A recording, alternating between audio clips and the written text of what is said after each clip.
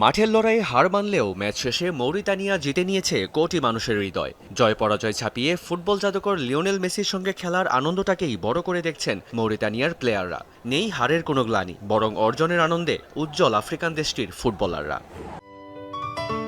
Ceylon টি রপ্তানিতে শীর্ষে।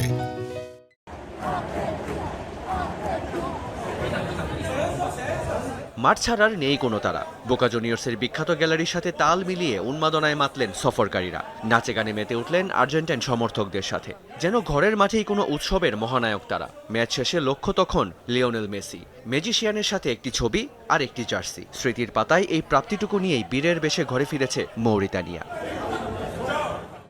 অন্যদিকে স্কালোনির কপালে চিন্তার ভাঁজ।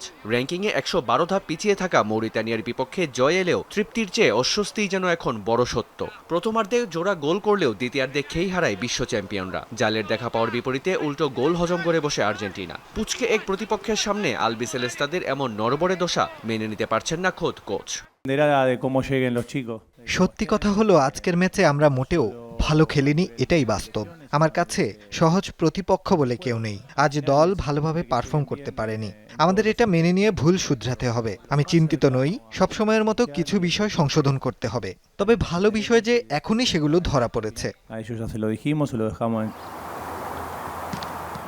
বড় প্রশ্ন ছিল মেসিকে নিয়ে। প্রথমার্ধে সাইড বেঞ্চে বসে সতীর্থদের ঢুকতে দেখলেন মহাতারকা। দ্বিতীয়ার্ধে নামলেও ফেরাতে পারেননি ছন্দ।